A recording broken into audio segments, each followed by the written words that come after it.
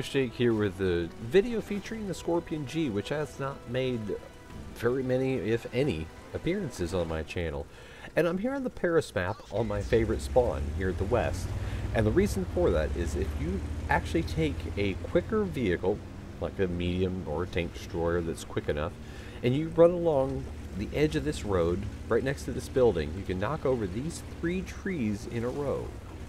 Now these trees, if you knock them down properly, trying to make them fall directly ahead, you have a nearly unbroken chain of concealment that you can use there.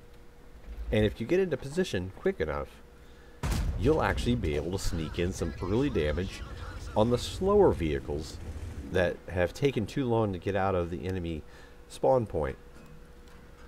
Enemy's got a T-29 that's pushed up to the middle, and that's actually not a bad position for him. He might be a problem.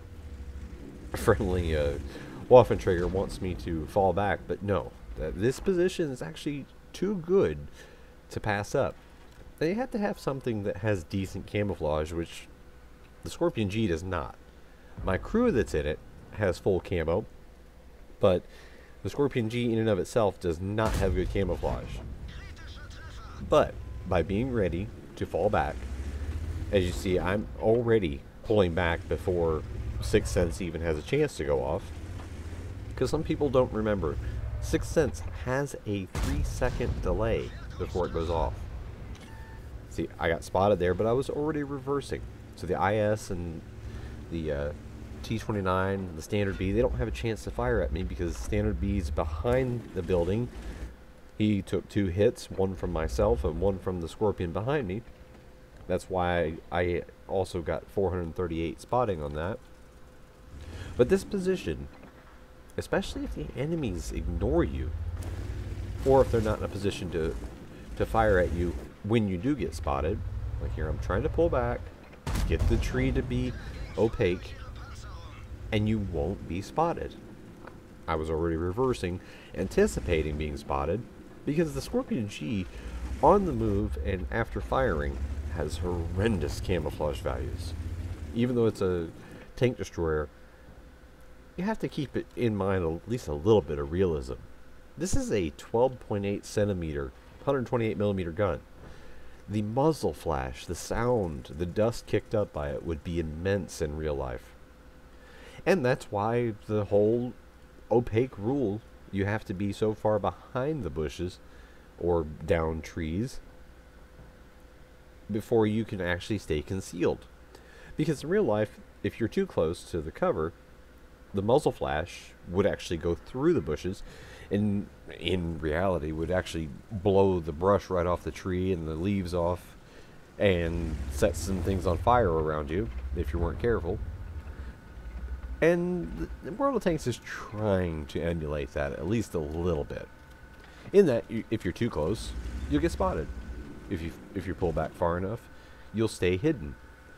Which in real life you had, things like in World War II, Americans used jeeps with a spotter with binoculars to help, or even infantry with a radio. It wasn't just the tank doing everything. It was combined arms. But here, we have to rely on the fact that I can fire at that Standard B, know I'm not going to get spotted because our UDES is doing the spotting, and I'm firing through the bushes that are out there in the center plaza. Now, those bushes are probably 75 to 100 meters away, because they're at least a quarter of the way to that T-29. No chance of him spotting me through those. The UDES was doing the spotting for me, so he gets the assistance, I get the damage, all is well. Already have a decent game going with almost 1,000 spotting out of a tank destroyer, and then 2,800 damage myself. But there's more to come. I am not going to be content to just sit right there. Now I am getting spotted by him. I don't know why the M2Y didn't fire.